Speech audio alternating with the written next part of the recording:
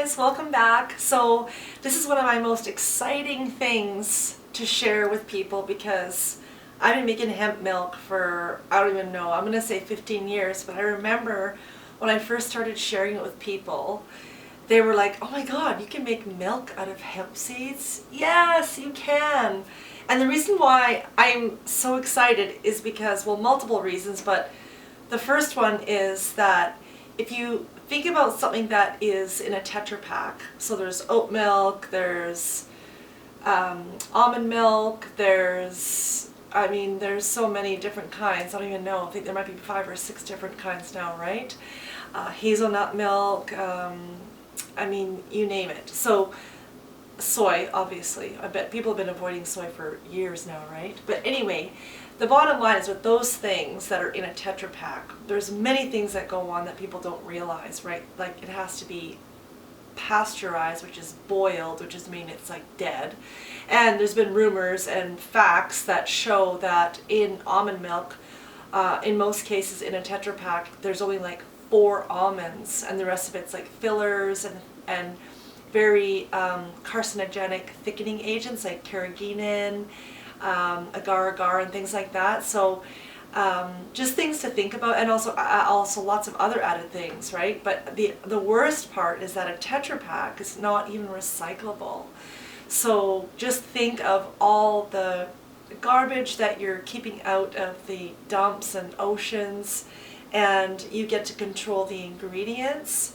And one of the most beautiful things about hemp seeds is it doesn't need to be soaked or sprouted before you make it. So if you do, or if you have ever made an almond milk, for example, you have to soak it first for 8 hours to break down the enzyme inhibitors. It's called a trypsin inhibitor, which actually stops the product from fermenting or rotting. So it has like a protective shield on it.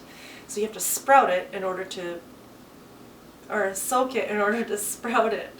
So that's why when people make chili, a lot of times they'll run the water over the beans, and they'll soak it, and they'll rinse it again and again and again, and sometimes even boil it. Like I know for me, when I make a chickpea dish, like if I'm making, let's say, hummus, I will soak my chickpeas for 12 hours, and I will sprout them for 3 days, and then I'm going to use them, because like if you have a compromised digestive system, then you're going to need to take those extra measures. So the best thing to do is just make your own food, right? So anyway, this is one of my favorite recipes. I'm really excited to share this with you. So what you're going to do is you're going to take, there's a few things you're going to need to do. You need to grab some water. So filtered water is the best. And you got your hemp seeds, and we're going to have a pinch of salt in there to add some extra minerals. And then you can add extra things like dates, or you can add maple syrup, you can add vanilla. I like stevia leaf, which I really love. And I'll just show you how I make mine. And let's just do this, all right?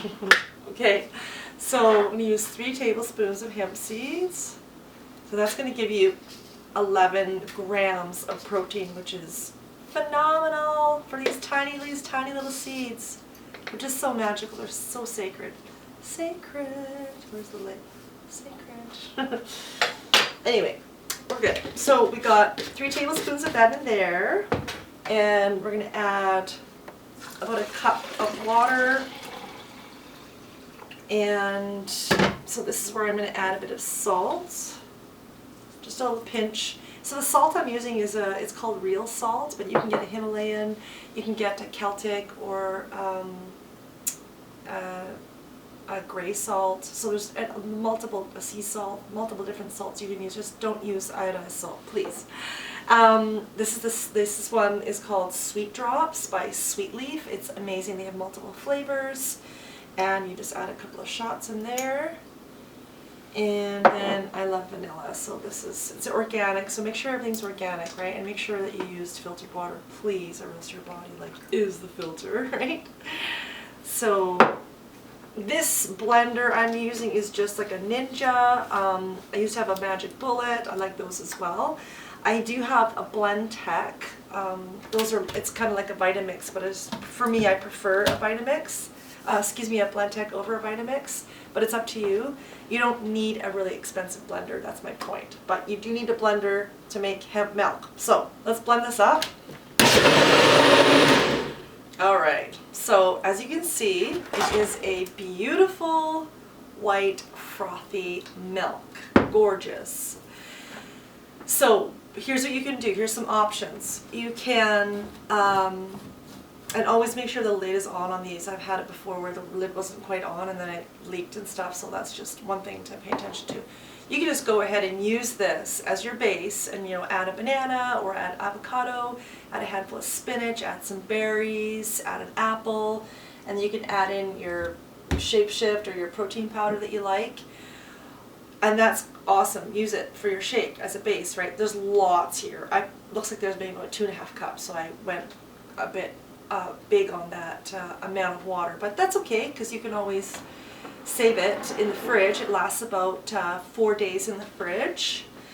The other thing you can do is take a nut milk bag, which you can get at any grocery store or health food store, I should say, and just strain it if you want to use it for something like coffee or tea, just because there's going to be a little bit of the seed in there at the bottom, and you know, it makes a smoother, creamier milk if you do it this way. So you do have to get your hands involved a little bit, but it's kind of like milking a milk bag udder, right? So just give it a squeeze. There's not going to be a whole lot left, which is great. So you're using pretty much all the product. Like you're going to have probably under a teaspoon left of the hemp seeds, but it's just gorgeous and frothy and creamy and delicious and super healthy. There's so many things I can share about hemp seeds. But like one of the things is it's very similar to human mother's milk, which is very interesting. And human mother's milk is the first place that baby actually receives CBDs. So there's trace amounts of CBDs in here as well, which is beautiful to know. So this, again, like I said, it'll last about 3 to 4 days in the fridge, and you can just put it in a jar like this, and Bob's your uncle. It's exciting. I love it. That's just one of my favorite recipes.